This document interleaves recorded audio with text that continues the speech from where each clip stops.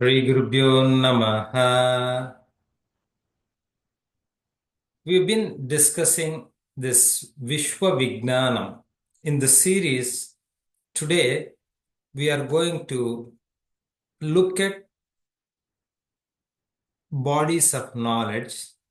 Most of us are quite familiar with the names. They are called Shruthi Smruthi Purana Itihasam. Vedas are known as Shrutis. Smrutis are Dharma Shastras. Puranas are 18.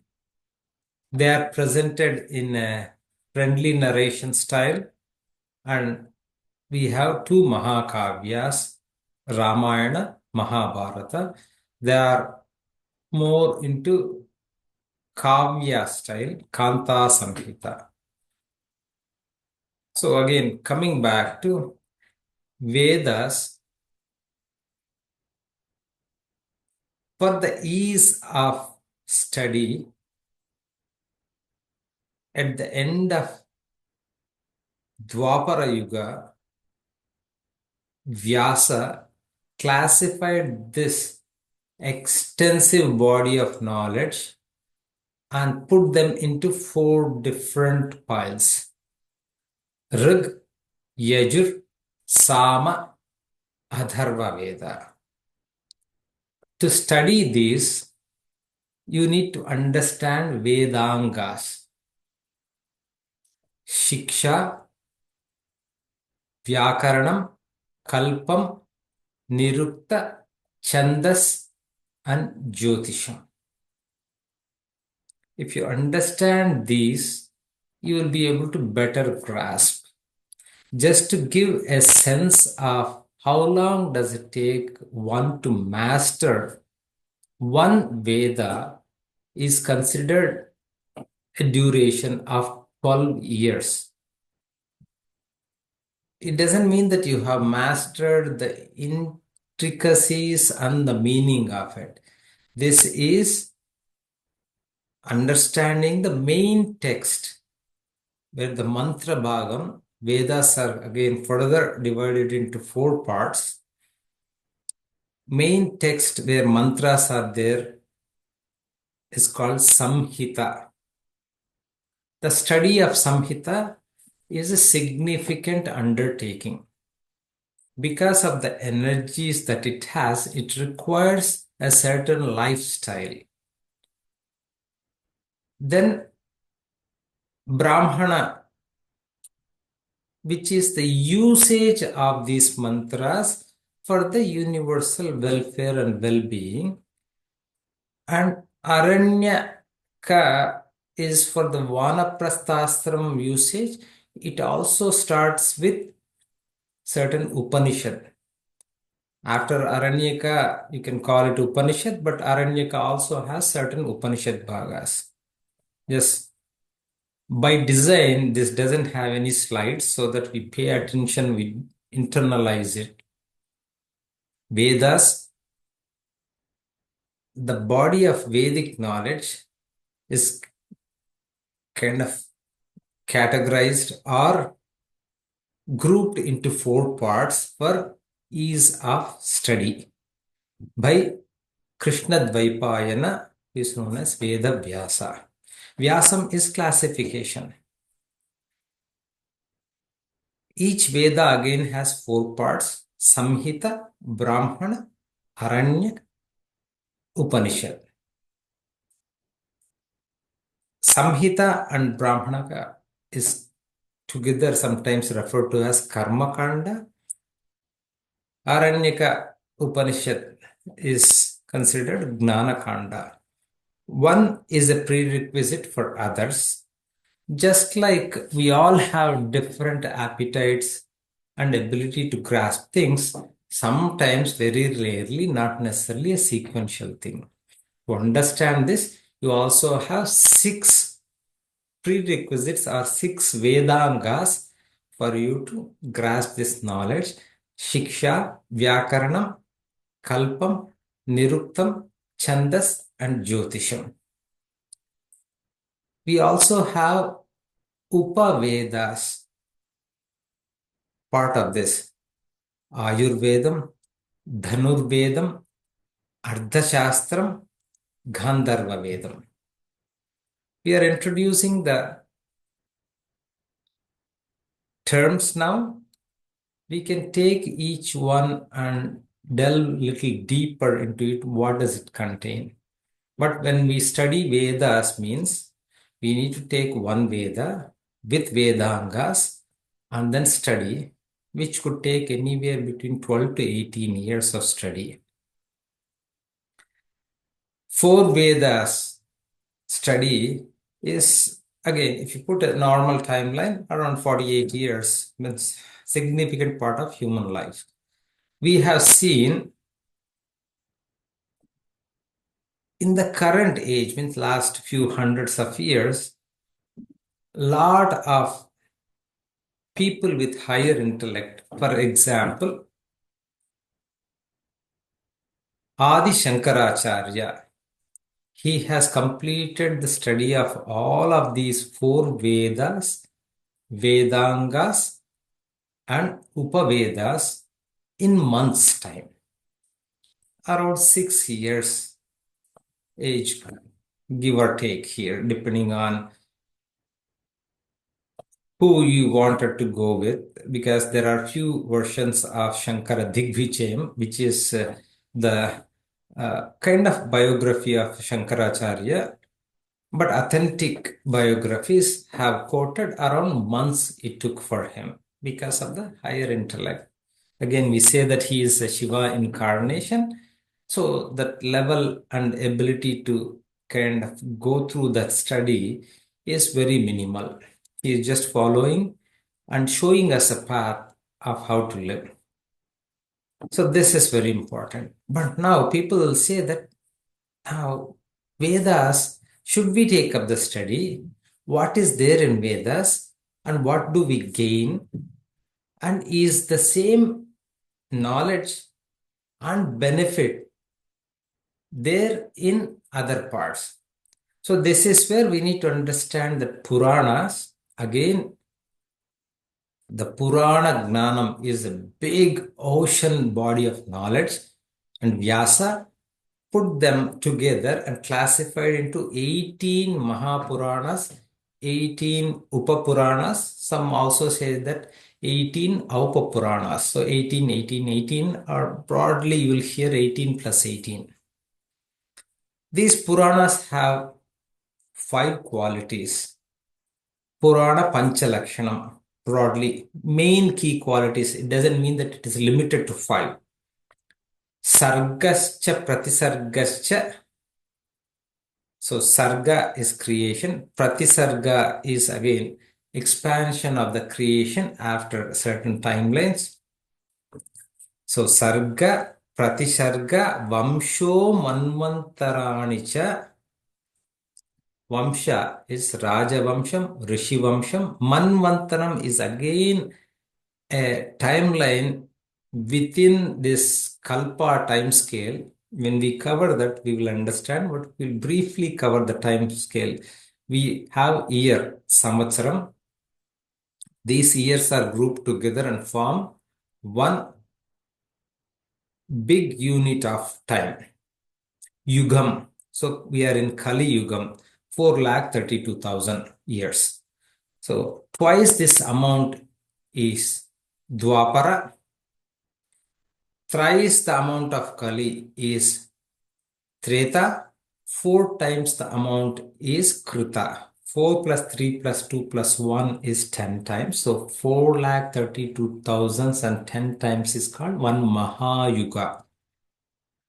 Such 1,000 Mahayugas put together is called Kalpa.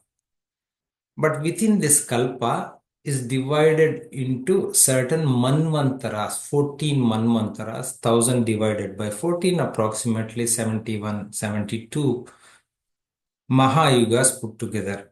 So we said that these Puranas describe how this creation takes place after the Layam, because Srushti Sthiti Laya. So creation happens, sustenance, and then dissolution, and then recreation.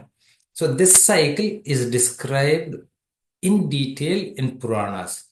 Coming back to, am I getting the same benefit in terms of knowledge, in terms of what I expect from these mantras and Vedas? Yes, if you are going to get, because lot of festivals that we perform at home, do it yourself, they are all called Purana. So when you talk about Varalakshmi Vratam or any Vratam, follows the guidance given by Puranas. And we also have Itihasas, Ramayana and Mahabharata. Few concepts we need to touch on it is Vedas. What is the relationship between Vedas and Vyasa? Did he write them? Did he compile them? Did he classify them? Where did this knowledge even come for him to classify this? So Vedas are called Apaurusheyam. That means these are not received, understood, and shared by people at the normal human state of consciousness or intellect.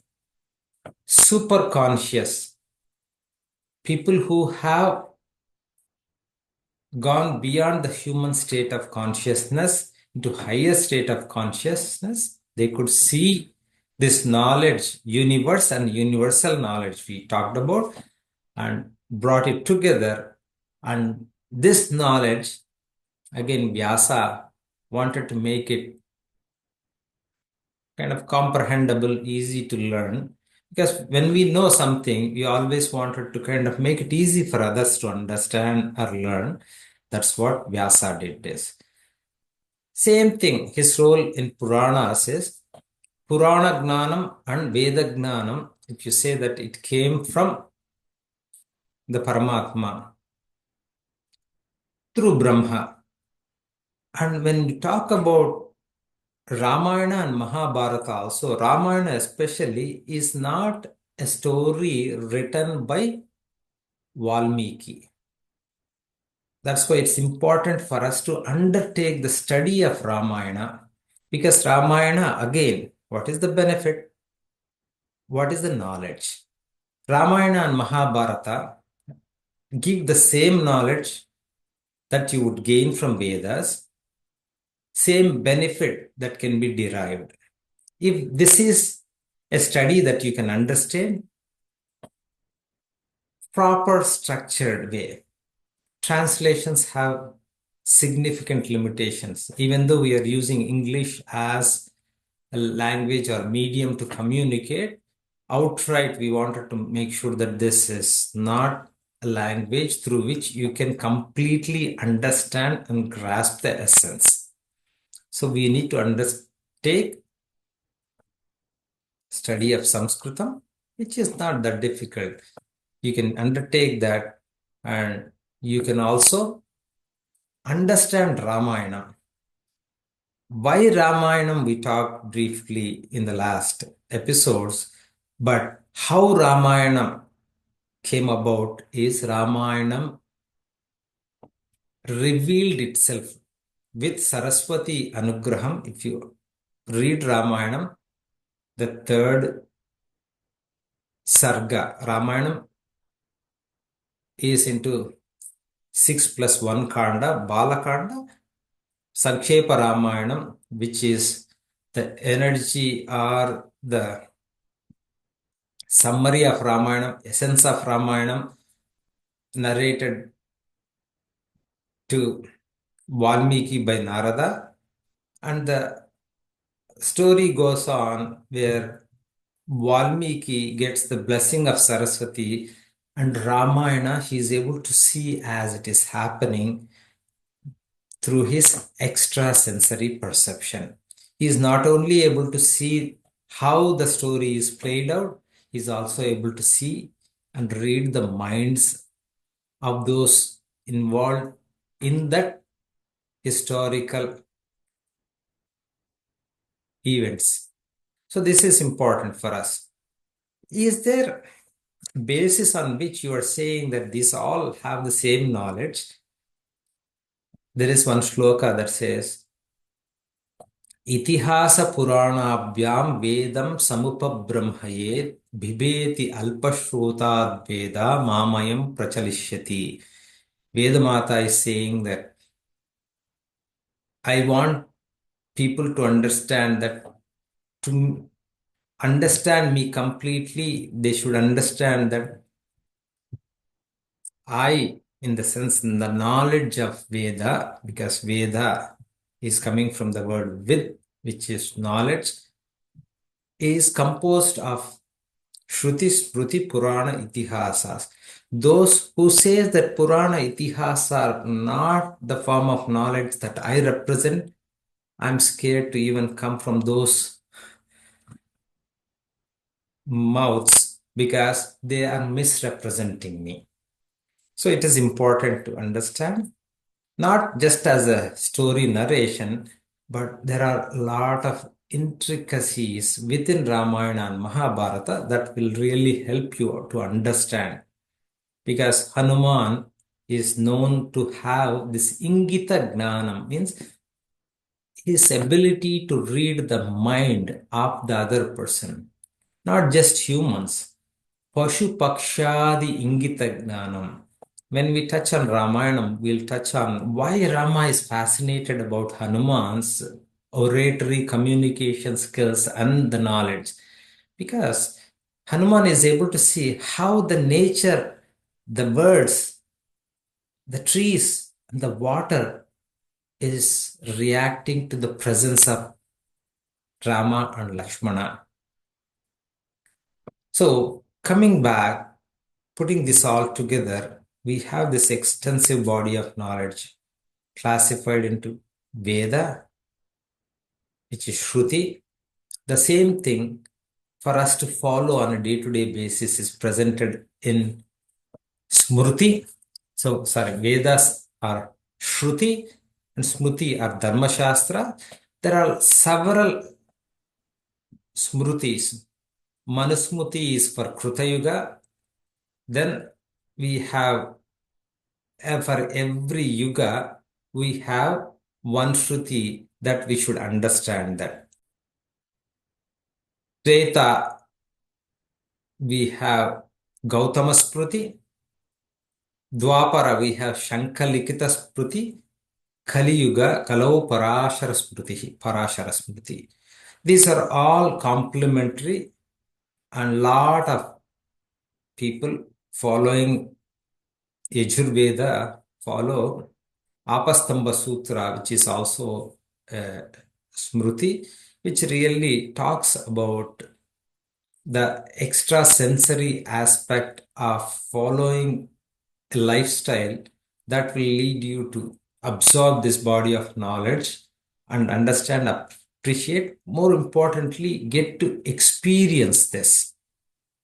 So, Shruti Smruti Purana Itihasas.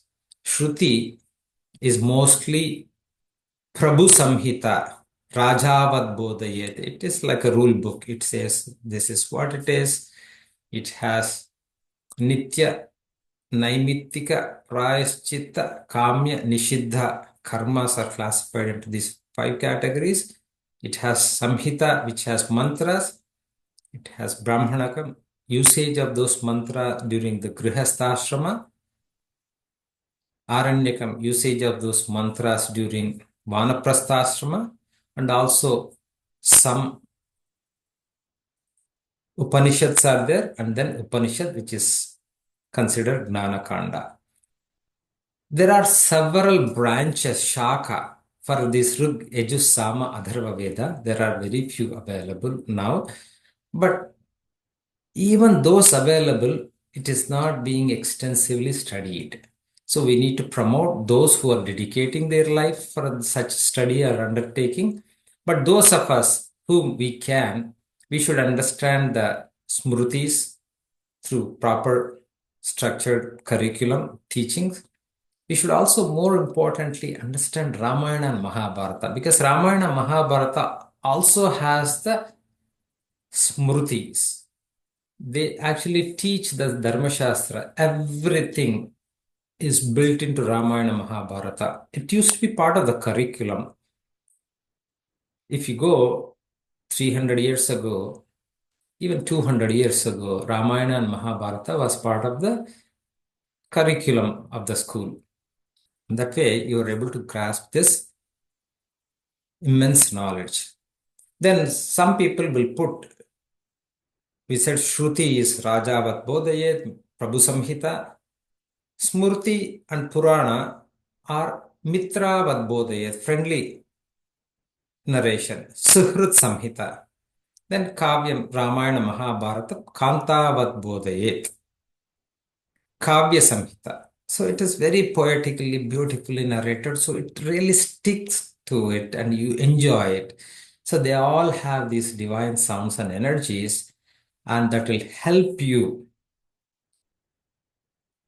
clean your mind, prepare your mind to receive that knowledge. See, it is important to understand that these Shastras have Anubandha Chatushtayam. They say that there are 4 parts. These are all framework, right? Like it says that what is this Vishayam? What is the content? What is the Prayojanam? What is the benefit? And what is the relationship between those two? And who is Adhikari? Means what are the prerequisite one should have to undertake this one? Because we are all unique. We need to do our SWOT analysis to say that which is the right Shastra for me to take up, but we all can get the same benefit. See, this is the part. Ultimately, I need to get the same benefit. I don't want to go into a gym where there is no guidance and hurt myself. We don't want to buy a gadget and start experimenting, either damaging the gadget or hurting ourselves without reading the manual. So this Anubandha Chatushtayam, and next part is Sadhana Chatushtayam. Because Anubandham, we said that Prayojanam, Vishayam, Sambandham, Adhikari. That Adhikari, what qualities one should have, is presented in Sadhana Chatushtayam. So let's make sure that we understand that these are all extensive bodies of knowledge that we have. Once again, recapping the names of these bodies of knowledge, they are very extensive. We can take time depending on the interest and feedback, dwell little deeper into each of them. Vedas are kind of grouped together as Rig, Yajur, Sama, Atharva Veda. Each one has 4 parts. Samhita, Brahmana, Aranyaka, Upanishad. To better understand them, to grasp them, we need to go through a study of Vedanga, Siksha, Kalpo, Vyakaranam, Chando, Nirukta, Jyotishyam. We also have Upavedas, Dhanurveda, Ardhashastra, Gandharva Veda, Ayurveda. Some people also put Sthapatya Veda, architecture part of it, but some put it part of Ardhashastra also. It is kind of a classification and making it easy for undertaking the study. Smrutis, we said that Smrutis are for every yuga, starting from Manusmruti for Kruta. Then we have Treta, Gautama Smruti, Dwapara, Shankalekita, Kali, Parashara Smruti, and then further expanded, we also talked about Apastamba Sutras. These are all helping us to lead the life in a way which will help us towards the ultimate goal. Itihasa Puranas also will help us lead it. We need to make sure that we understand the Anubandha Chatushtayam and Sadhana Chatushtayam so that we really put ourselves in the right path for study. Thank you very much. Please let us know through your comments or questions, because the very foundation for Vishwa Vignana, means understanding learning process, is through question and answers, Prashnottara Malika. You will see that extensively in Vedas, you'll see that extensively in Puranas. Puranas are all very question and answer based. You'll ask a question, oh, I would like to further know more. Can you please expand on this aspect of it? Same thing in Ramayana and Mahabharata. You would see very engaging question and answers. As an introduction, we are using this mode for creating that inquisitiveness, but we all need to create as many this ecosystems or groups of study groups that would really undertake this study, because the methodology for study is Acharya Padamadatte. You'll only learn a quarter from the Acharya or Guru. Padam Shishya Swamedhaya. We need to use our own intellect to think and say, what is this?